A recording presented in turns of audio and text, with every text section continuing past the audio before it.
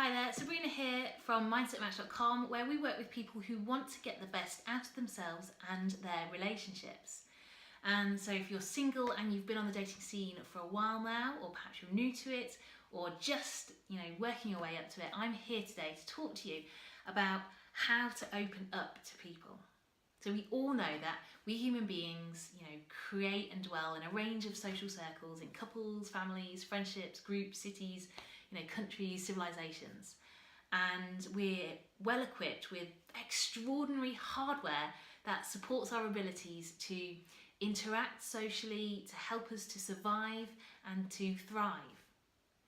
So throughout our lives, we've been able to pick up on the signals and the cues and respond to them appropriately to either move towards connection, acceptance and social inclusion, which feels really rewarding, and move away from rejection, abandonment and social exclusion, which is literally painful. The brain scans show it's the same areas that indicate pain.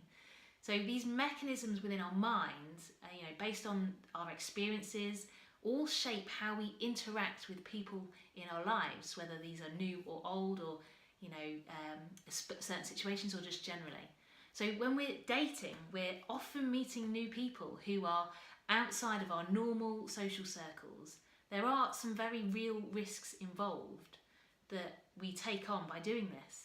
There is the potential to risk our physical safety and integrity. So it's normal to feel cautious, anxious, even fearful in those situations. So don't beat yourself up for feeling like that. It's all relevant data, not to be ignored. It's important that we listen to that information and act on it. What can we do to reduce the risks in these situations, to make them as safe as possible? And in any interactions where those feelings start to increase, it is a sure sign to get the hell out of here, okay? So of course, you can decide not to put yourself in those situations ever. Only you can really weigh up what you can tolerate, what you can stand to gain and to lose, and on balance, decide, what's the best way forward for you. And with all of those risks managed, we may still feel that we're not able to be our true selves and be honest about sharing our story or how we're really feeling.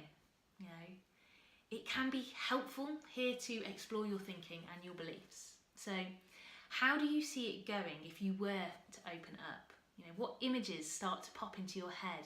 What goes through your mind when you think about it? What are you afraid that they will say or do? How do you think they might react? And what is the worst that can actually happen? It might also be helpful to consider, what experiences have you had that may be shaping those behaviour patterns from your early childhood right through to the recent ones. Acknowledge these and show yourself some self-compassion. Get a clear picture of how you want to be. Visualise it, describe it out loud, write it down, and reflect and remind yourself each day, what you're working towards. And then try it out, one small step at a time, focusing on just one thing that you could do differently. Often our mind is just trying to keep us safe from past hurt, based on the evidence that we've accumulated over time.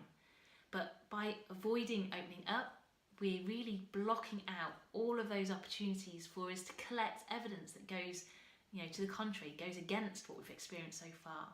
So be brave, be bold, be you. What have you really got to lose?